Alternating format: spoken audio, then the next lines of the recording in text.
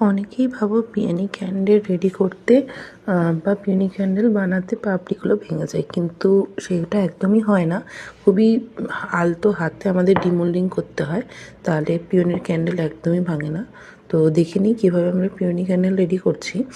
প্রথমে আমি সাদা ভ্যাক্সটা আমি চারিধারে ঘুরিয়ে নেবো আস্তে আস্তে, যাতে শেডটা একটু বাইরের শেডটা সাদা মতো আসে।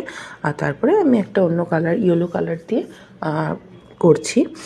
আর এখানে আমি একটা ট্রিক্স তোমাদেরকে বলে রাখি, যখনই তোমরা মোল্ডটাতে মানে ভ্যাক্সটা পোর করবে, তার আগে কোনো রকমের যদি কোনো অয়েল স্প্রে থাকে তো সেটা অবশ্যই লাগিয়ে দেবে। যার ফলে কি হয়, পাপড়ির যখন আমরা ডিমোল্ডিং করি তখন খুবই সুন্দরভাবে ডিমোল্ড হয়ে যায়, আর একটাও পাপড়ি কিন্তু ভেঙে যায় না।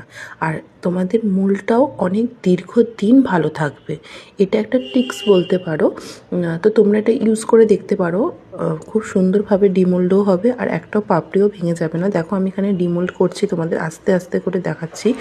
দেখো আমার কিন্তু একটা পাপড়ি কিন্তু ভেঙে যায়নি, দেখতেই পাবে। আর খুবই সুন্দরভাবে মানে ফিনিশিংটাও খুব সুন্দর আসে, একটা গ্লোই ভাব আসে অয়েল স্প্রের মাধ্যমে। তোমরা এটা অবশ্যই ইউজ করো। দেখো খুব সুন্দর কিন্তু ফিনিশিংও পাবে, আর তোমাদের পাপড়ি কিন্তু একটাও ভেঙে যাবে না। এরকম ছোটোখাটো টিপস জানার জন্য আমার পেজটা বা আমার চ্যানেলটাকে ফলো করে দিয়ে লাইক বাটনটা প্রেস করে পাশে থেকো।